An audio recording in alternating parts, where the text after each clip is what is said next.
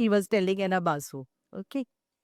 So today I have been invited to give the insights of the advocate's role in the redevelopment process. तो आपके जो redevelopment आप लोग ने जो सोचा है, that is a very crucial part और इस पे legal compliances का बहुत important role है. तो लीगल कंप्लायंसेस नॉट ओनली आपको लीगली बाइंडिंग है और आपको करना ही है, बट इसमें आपका जो रिस्क फैक्टर्स है वो भी उसको कवर करता है, उसका मिटिगेशन करता है. आपको फ्यूचर में आफ्टर रीडेवलपमेंट भी कोई प्रॉब्लम नहीं आए, इसके लिए लीगल हेल्प की ज़रूरत होती है. तो रीडेवलपमेंट प्रोसेस में जो आप लोगों ने जो सोचा है that is a very good initiative मैं बोलूँगी, क्योंकि आपका बहुत पुराना सोसाइटी है. जो स्ट्रक्चर्स है वो बहुत पुराने हो चुके हैं, स्ट्रक्चर का जो स्टेबिलिटी है वो भी ठीक नहीं है. तो अगर आप रीडेवलपमेंट करने जाते हो तो what are the dos and don'ts, उसके लिए आपको लीगल गाइडेंस की ज़रूरत है. तो accordingly I will start my presentation. First है कि आप लोगों को एडवोकेट की ज़रूरत क्यों है. तो first is guiding through the complex redevelopment process. जो आपका रीडेवलपमेंट प्रोसेस है, आपके फर्स्ट जो आए थे पीएमसी, उन्होंने आपको बताया कि रीडेवलपमेंट प्रोसेस कैसे होता है. बट रीडेवलपमेंट प्रोसेस में बहुत सारे डॉक्यूमेंटेशन की जरूरत है, डॉक्यूमेंट्स. और वो डॉक्यूमेंट्स आपके बराबर है क्या, आपकी रिस्क फैक्टर है क्या. आपके डेवलपर ने आपको बोल दिया ठीक है हम इतना देंगे, और अगर नहीं करते हैं टाइम लाइन में तो आपको क्या करना है. या आपका अगर क्वालिटी बराबर नहीं है, स्ट्रक्चर क्वालिटी बराबर नहीं है, कल को आपका बिल्डिंग खड़ा करके तो वो चले जाएंगे. 5 साल का बोलेंगे हम, 5 साल तक आपका कोई भी मैन्युफैक्चरिंग डिफेक्ट्स या कंस्ट्रक्शन डिफेक्ट्स होगा तो उसमें हम आपको हेल्प करेंगे या हम उसको रेक्टिफाई करेंगे. लेकिन एक बार आपको हैंड ओवर दे दिया उसके बाद कोई बिल्डर आता नहीं है. तो उसके लिए हमें क्या करना है. अगर during the construction period builder है ना आपका काम आधा अधूरा छोड़ के चला जाएगा, तो दूसरा कोई बिल्डर आएगा क्या, नहीं आएगा. क्योंकि एक जन का काम किया हुआ दूसरा कोई करता नहीं है. तो उसके लिए what are the safeguards you have to take, आपको क्या क्या देखना है. So these are all the guidelines, there are many guidelines, but what is the practically requirement. आपका जो है, आपका क्लस्टर सोसाइटी है, इसमें प्लॉट्स आपको दिए हैं, but the entire property is in the name of the society, it is not in the name of single member. तो उसके लिए आपको क्या क्या करना है, तो that I can guide you. Next is the compliance with the cooperative laws and municipal regulation. First and foremost important thing is हर एक का मेंबरशिप वो क्लियर होना चाहिए. आपके इसमें 1950 का 1960 के जो मेंबर्स है, ओरिजिनल मेंबर्स से, they may not be now present. Many have change the hands, transferred. किसी ने सेल किया, किसी ने लीज किया, किसी ने टेनेंसी पर दिया, किसी का एनक्रोच हो गया. तो ये जो इश्यूज है उसको रेगुलराइज करना first and foremost is very important. तो उसमें भी है ना मैं हेल्प कर सकती हूँ. आपके है ना कभी कभी है ना जो लीगल हेयर्स हैं उनके अंदर डिस्प्यूट होता है, तो वो डिस्प्यूट को सॉल्व करना कैसे सॉल्व कर सकते हैं, by the shortest method without going to the court और विदाउट है ना अप्रोचिंग एनी है ना अथॉरिटी. उसमें मैं है ना आप लोगों को हेल्प कर सकती हूँ. Next is protect member rights and society interest. आपको सबसे ज्यादा फायदा कैसे हो. अगर है ना कोई बिल्डर आपका एग्रीमेंट बनाता है और वो इन बिटवीन छोड़कर चला जाता है, तो you should have a guarantee, bank guarantee, कि वो ये पूरा प्रोजेक्ट कंप्लीट करेगा और इस प्रोजेक्ट का कीमत इतना होगा. बीच में अगर चला जाता है तो वो बैंक गारंटी अगर आप इन्वोक करते हो तो you yourself can develop it. तो उस कंडीशन के लिए आपको बैंक गारंटी कितनी लेनी होगी या बैंक गारंटी का फॉर्मेट क्या होगा, इस सब में मैं हेल्प कर सकती हूँ. मेरा एक एक्सपीरियंस, वेरी बैड एक्सपीरियंस है मेरे खुद की सोसाइटी का. 2005, that society, it was in Juhu. There were 9 buildings. It was a Mada society, 9 buildings. उसमें फर्स्ट हमने develop, that was the first redevelopment project in the western suburb. जब हमने उनको दिया, हमें ये सब पता नहीं था. It was a very new thing for us, redevelopment. तो बिल्डर को जब हमने दिया तो बहुत सारे लिटिगेशंस आए, बहुत सारे उसके अंदर लीगल केसेस थे. तो जब हम वो केसेस सॉल्व करने गए तो वो जो उनका टाइम लाइन था विद इन 3 years या 5 years जो देने वाले थे हमको रीडेवलप करके, वो टाइम पीरियड चला गया. And everyone was getting alternate accommodation का पैसा मिल रहा था सब लोगों को. तो उनके पास पैसा कम रहा. बिल्डर भी नया ही था तो उसके पास कम रहा. तो he become bankrupt. So once he became bankrupt, there was no building. Building was demolished. The builder was not there. The society was not having funds. So it was in a very bad shape. So finally, they again refloated the RFP. और जिसने saleable portion लिया था उससे वो complete किया. So from that we learn a lesson कि bank guarantee लेते थे तो ये सब प्रॉब्लम नहीं होती थी. So it was finally redeveloped but the time period was near about 12 years. 12 साल लग गए. अभी भी कोई कोई है ना सोसाइटी है that is demolish but it has never come up. Mumbai central station के बाहर भी सोसाइटी है, उनका वैसा ही हुआ. रीडेवलपमेंट के नाम पर पूरा सोसाइटी तोड़ दिया बट अभी तक वहां सोसाइटी नहीं बनी. It is a ground. If you want you can go and see there. Okay. So there people are using as a road. Hello, 1 second madam. कि जो वाधवा जी आए हैं हमारे साथ में. हाँ, पूरा सही सर. तब तक हमारे एडवोकेट मैडम ने चालू रखा सेशन है भाई. क्या? हाँ हाँ. ये जो लोग दो पीस टेक्निकल है वो बता करते लो. ओ मम्मी, ये रूम में क्या लगता है, क्या हम करना चाहिए आप बताएं. हाँ मैं वही कंप्लीट कर, अभी कंप्लीट करूँगा उनको दी. आप कंप्लीट कहाँ सर, आपका कंप्लीट कब चाहिए? Okay.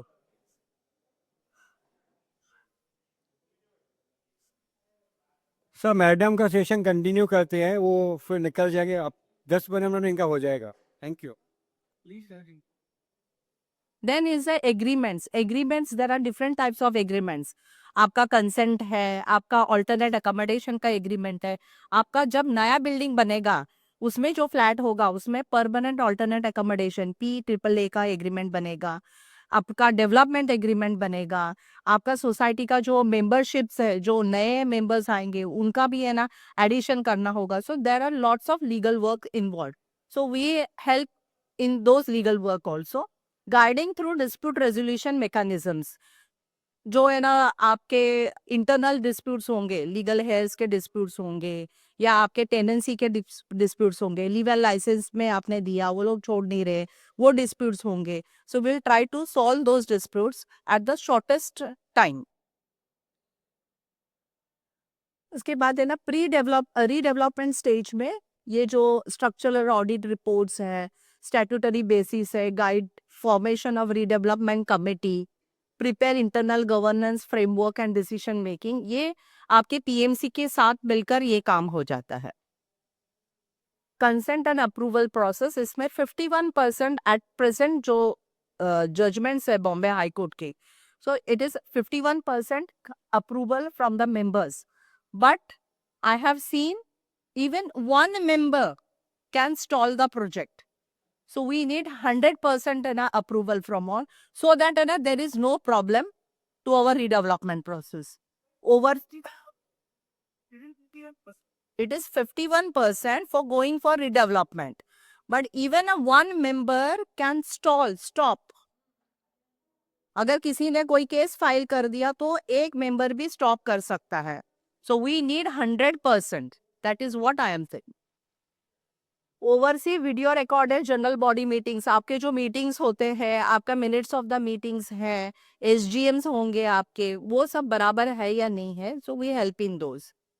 Draft consent affidavits, obtain members signature, documentary statutory timelines, जो भी टाइमलाइन है वो टाइमलाइन में हमें जो सबमिट करना है, बनाना है, उसमें हम हेल्प करते हैं. Then you see the developer selection legal agreement. आप लोग डेवलपर को सिलेक्ट करेंगे, डेवलपर अपना एडवोकेट रखकर वो सब डॉक्यूमेंट्स बनाकर आपको देंगे. So all the terms and conditions will be favourable to him.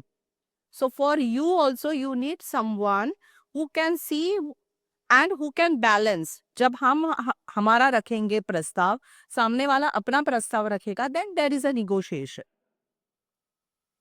Draft and review development agreements include penalty clauses. ये बहुत इंपॉर्टेंट है. Penalty clauses and bank guarantees. बहुत सारे developer they skip this. So you should be very careful. Whenever you are appointing any developer, this clauses should be there. And completion timelines. रेरार में तो है ही है, but you should have a proper completion timelines. नहीं तो आपका 300 pages का agreement होगा और ये टाइमलाइंस ही नहीं होगा. Then it is no value. Ensure RERA registration compliance and social liability, society liability awareness. तो आपकी है ना सोसाइटी की भी क्या लाइबिलिटी है. सिर्फ आपने डेवलपर को दे दिया, रीडेवलपमेंट कर रहा है, बट आपकी भी कमेटी होनी चाहिए जो देखेंगे टाइम टू टाइम वो कंप्लायंस हो रहा है कि नहीं, जो टाइमलाइंस फॉलो कर रहे हैं कि नहीं है, जो अप्रूव प्लान है उसी से जा रहा है कि नहीं है. So the PMC will also help and the advocates also help in all this things. Critical documents drafting, power of attorney, consent affidavits, PAAA agreements, development agreements, resolution, board resolution. These are the important documents which is important not only for your redevelopment process, even आपका regular में भी आपको कुछ करना है. For that, like है ना transfer of membership, उसमें भी आपको ये legally all these documents are required. Liaising with the statutory authorities, this is the work of the PMC and the developer. They have got their own team. But again, many times they are very, they get 3-4 projects at a one time. So they don't devote time. So to oversee them कि ये बराबर time पर हो रहा है कि नहीं है. So we can advise you on that. Construction phase oversight, ये पीएमसी का जो है कंप्लायंस है, monitor developer adherence. So these are all the things which we can help. Then member protection and transparency, this is very important. whatever work is being done, that should be transparent. Each and every time all the members should be informed. If there are changes in the FSI, if there are changes in the layout plan, this should be informed to the all the members. तो जो है ना बहुत time होता नहीं है, नहीं होगा तो उसमें क्या करना है. So in that we can help you. Manage disclose of complete developer offers to all members.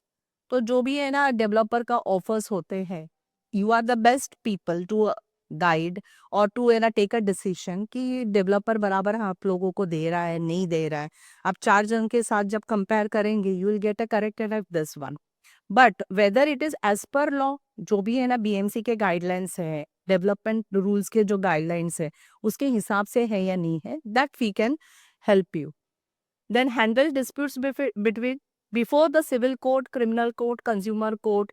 ये जो डिफरेंट कोर्ट्स के लिटिगेशंस हैं, सो मे बी है ना, इवन आई टोल्ड यू कि एक भी आपका मेंबर जाके आपके अगेंस्ट में, डेवलपमेंट अगेंस्ट में एक केस फाइल कर देता है और स्टे ले लेता है, then the entire project is stalled. So there are, अगर 5 फिंगर्स हैं तो 5 अलग अलग है, तो everyone has got different thinking.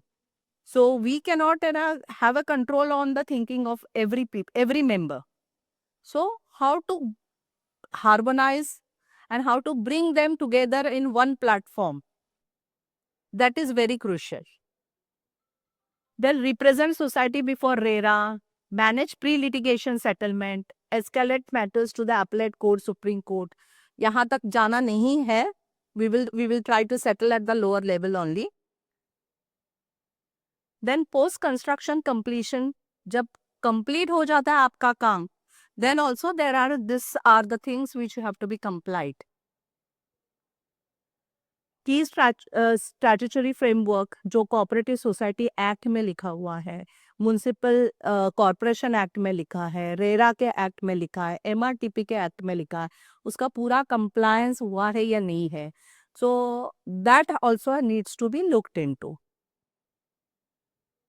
So my core responsibilities will be the legal compliance work, the risk management, आपको इन्फॉर्म करना कि this is the risk which you are going to face अगर आपने ये किया, और आपको ऑल्टरनेट सोल्यूशन देना. Member advocacy, protect individual rights. Each and every member right should be, it should be protected. किसी को है ना जबरदस्ती नहीं है. 100% there should be a consent and everyone should be happy with what decision you have taken. So with this, I end by, if any questions are there, I can take within 2-3 minutes. How much is the bank guarantee? वो तो उनकी कितना होता है भाई? Bank guarantee will depend upon your project. Yes, the cost of the project. And cost of the project is actually आपका 2 साल में खत्म हो रहा है, 3 साल में खत्म हो रहा है, and what is the amount involved. ये सब आपको PMC से मिलेगा. So bank guarantee, Bank guarantee because he should not stall it and run away and हाँ. then we have a if anyone runs away also, तो वो project को आपको दूसरे कॉन्ट्रैक्टर को देके करना है. You are taking a developer who will take care of everything.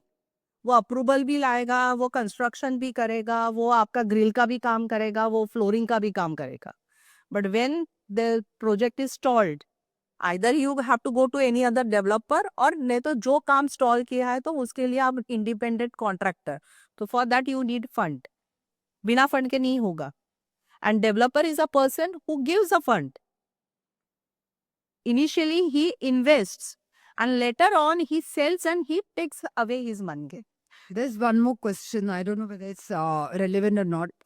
It's for you. We don't know a lot of members who are undergoing internal disputes among their own family about the flat and this and that. This has to be solved before we go into the development, right? We don't know what goes on in individual building or individual houses, right? That transparency, members list should be very transparent and clear. transparent. कोई भी membership का dispute होगा तो first that you have to resolve, Okay. because those members will be signing the entire पूरा आपका redevelopment process में. Each and every AGM, SGM, they will be attending and they will be signing the documents. Thank you so much. But that will take time, right? Or they must be, the core committee must be aware of all these things before Yes, they it will go take through, time. right? But if you do it simultaneously, it will save your time. So it's mandatory. Yeah. Any other question? So first of all, my compliments to you. A Thank very good presentation. Yeah, I think good decision by the management committee to have somebody like her. I only have 2 have you considered for you. I like 2 parts of your presentation. One is protecting everybody's rights. Yes. The way you're thinking is very good. That will ensure 100%. Second thing is risk framework. So my request is that there will be various stakeholders. PMC will be there.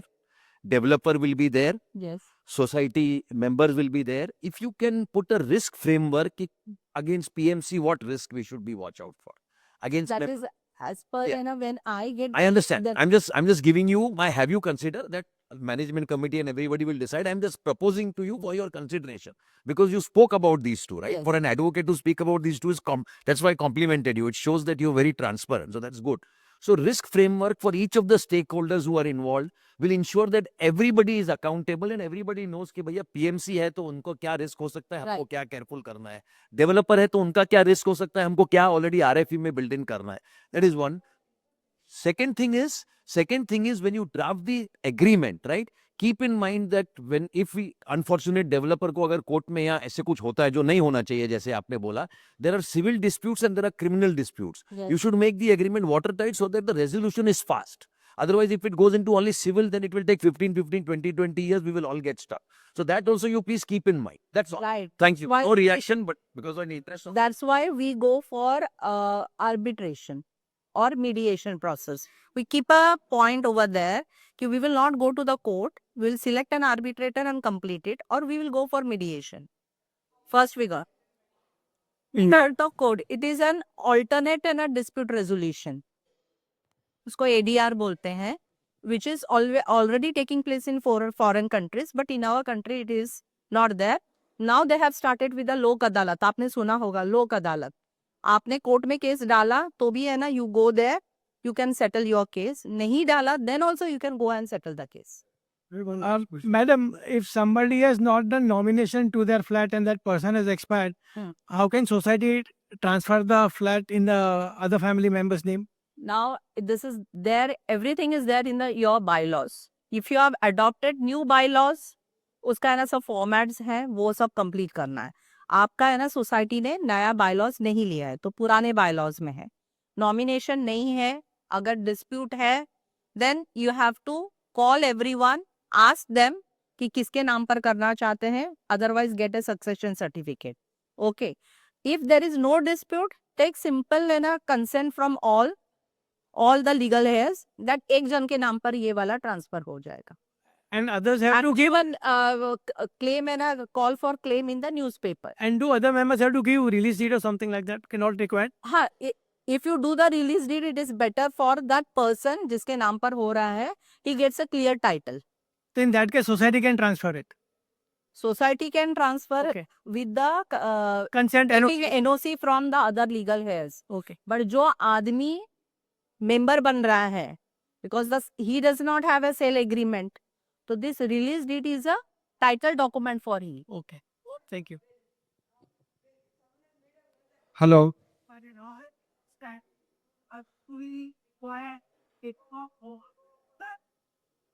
We'll also, if you are following the earlier bylaws, तो उसमें है ना, you have to take NOC from others. will में जैसा लिखा है उनके नाम पर ट्रांसफर कर दो, then you are safe. Society is safe in that way, because the person who is the member or in whose name the flat is transferred, he becomes a trustee of that flat. Laptop connect करना है क्या? Okay. Laptop Nowadays, the probate has been cancelled. Latest जो judgment है and notification है, probate of the will is cancelled. So you will get letter of administration from the Bombay High Court. If there are disputes between the legal members, तो फिर no disputes, so you go as per your will only. Take NOC from all the legal heirs. And give a newspaper advertisement for any claim, तो उससे खत्म हो जाता है. Thank you madam, thank you. जो चालू से मैडम का स्वागत करते हैं. Thank you for your time and Thanks everyone for ये जिसको भी कुछ